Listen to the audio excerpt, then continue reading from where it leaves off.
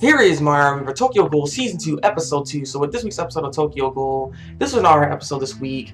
Not really too much actually happened. It's more so just set up and more characters getting introduced in here in the show.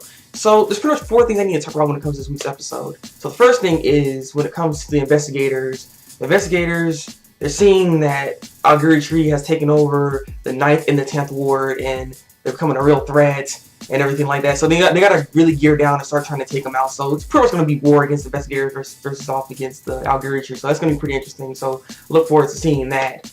The other thing is when it comes to the investigator side, we have a new investigator joining in on the fray and everything like that. And this investigator is going to be partners with Amon, and her name is Akira Mado, and she is the daughter of Kuro Mado. So yeah, this is interesting. The white hair guy is kind of crazy. Yeah, this is gonna be interesting how they're gonna team up and everything like that. Her character is kind of interesting as well. She's more so a very calculative character. She doesn't like to waste any kind of time. She will talk to you in any kind of way in the means of just trying to, get everything out in the quickest possible time. So if even she sounds rude or anything like that, she's just, trying to make her point as fast as possible because she ain't got time to waste. She's very productive. So she's a very interesting character in that fashion. I do like her character design as well.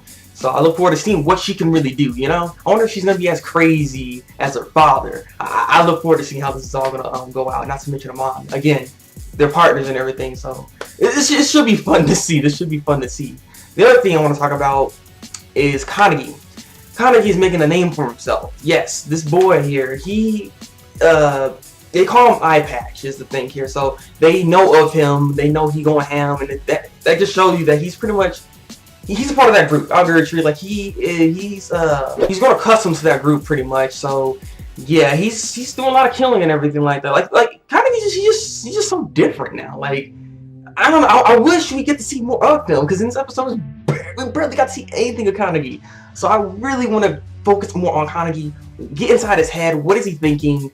I know he's doing this for some kind of cause. There's a reason for this, and I just want to get why he's doing all this. Why he leave his old group to join Aogiri Tree and everything like that. I mean, because this is just crazy mayhem, This is getting more than investigators riled up, and they're gonna go and attack and everything like that.